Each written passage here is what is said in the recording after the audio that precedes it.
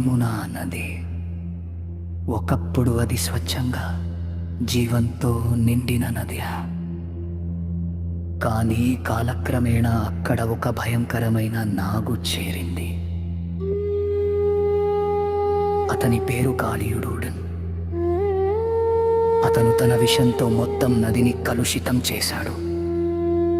నీరు తాగిన పక్షులు చనిపోయేవి.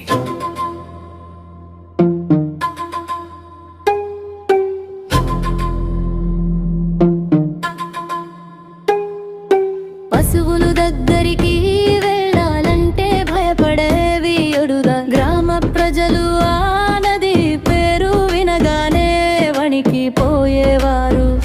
కృష్ణుడి ప్రవేశం. ఒకరోజు చిన్న బాలుడు లార్డ్ కృష్ణ గోపాలకులతో ఆ యమునా నది దగ్గరికి వచ్చాడు. అందరూ భయపడి చెప్పారు, అక్కడికి వెళ్ళొద్దు, అక్కడ కాళీయుడు ఉన్నాడు. కానీ కృష్ణుడు చిరునవ్వు నవ్వాడు. మెల్లగా నది ఒడ్డుకు వెళ్ళాడు.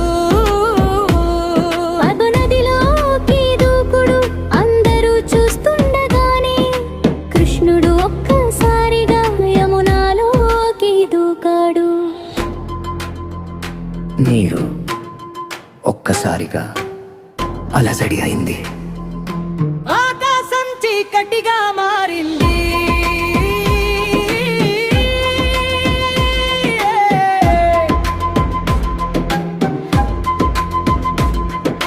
కాళీయుడు కోపంతో బయటకు వచ్చాడు. వందల తలలతో భయంకరంగా కనిపించాడు. గణజంకర యుద్ధం. కాళీయుడు కృష్ణుడి చుట్టేశాడు. నీటిలో విషం వేగంగా వ్యాపించింది. గ్రామ ప్రజలు బయట నిలబడి ఏడుస్తున్నారు. కృష్ణుడు ప్రమాదంలో ఉన్నాడు. కానీ కృష్ణుడు భయపడలేదు. అతని కళ్ళలో శాంతి మాత్రమే ఉంది. దివ్య నాడన్.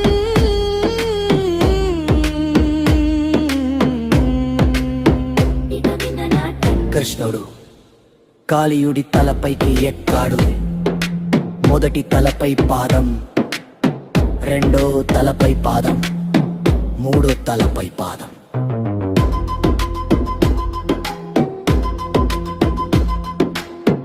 అతను దివ్య నాట్యం చేయడం ప్రారంభించాడు. ప్రతి అడుగుతో కాళీయుడి అహంకారం తగ్గిపోయింది. డమరుక శబ్దంలాగా నిరుగర్జించింది. ఆకాశం నుంచి దేవతలు చూస్తున్నారు.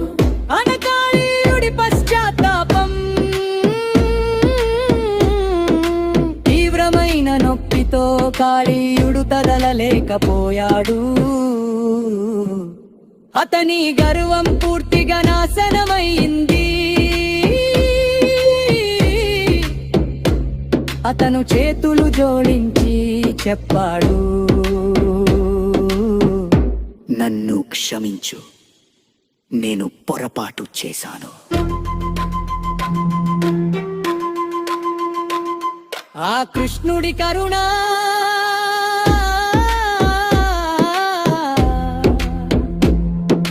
కృష్ణుడు ఆగాడు. శాంతంగా అతని మీద చూసి చెప్పాడు, ఇక్కడి నుండి వెళ్ళిపో, ఇక ఈ నదిని స్వచ్ఛంగా వదిలే. కాళీయుడు నమస్కరించి కుటుంబంతో కలిసి అక్కడి నుండి వెళ్ళిపోయాడు. దీని ముగింపు మళ్ళీ యమునా నది స్వచ్ఛంగా మారింది. పక్షులు తిరిగి వచ్చా.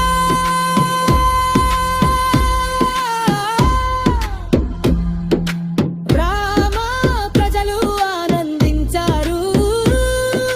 కృష్ణుడు నవ్వుతూ గోపాలకులతో తిరిగి వెళ్ళిపోయాడు.